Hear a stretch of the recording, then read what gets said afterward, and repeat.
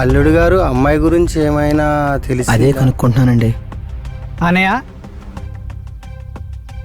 వదిన ఈ మధ్యకాలంలో నీతో కానీ మీతో కానీ ఏ విషయం కోసమైనా మాట్లాడిందా?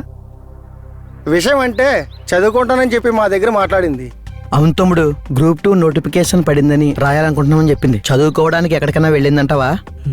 ఓకే అన్నయ్య, ఈ చుట్టుపక్కల గ్రూప్స్ కోచింగ్ సెంటర్స్లో ఎంక్వైరీ చేయిస్తా. చేయించొద్దు, నువ్వే చేయి. అలాగే అన్నయ్య. తను వెళ్ళిపోయిందన్న విషయం బయటకు వస్తే నేను తలెత్తుకోలేను.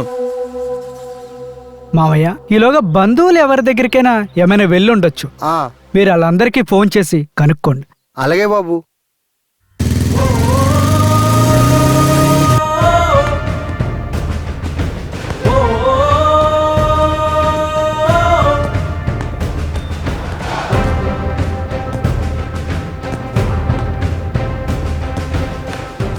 గీత పేరుతో ఎవరు జాయిన్ అవ్వలేదంటున్నారేంటి?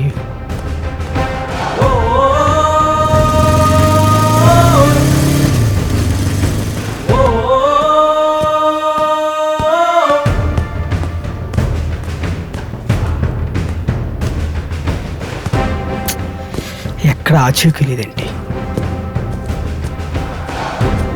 ఎక్కడ ఎంక్వైరీ చేసినా ఇన్ఫర్మేషన్ ఇవ్వట్లేదు. నా ఎంక్వైరీ కరెక్టేనా?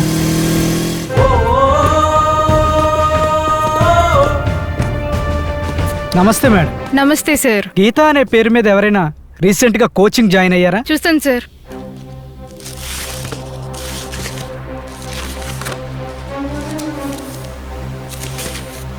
లేదు సార్.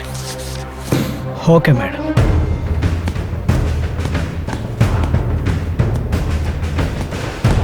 వదిన ఎక్కడికి వెళ్ళిందో ఏంటో.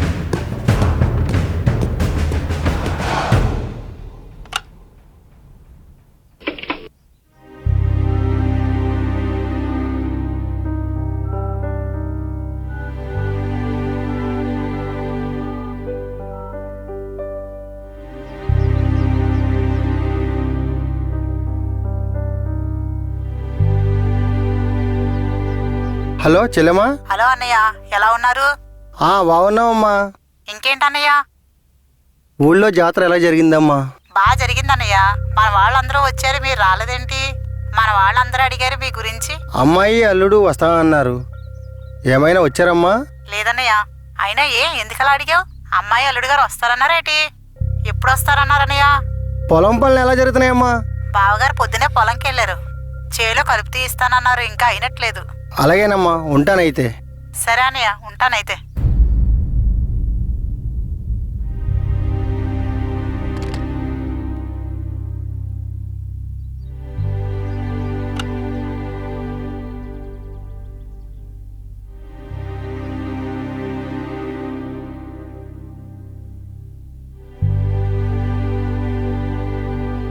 హలో. హలో అన్నయ్య.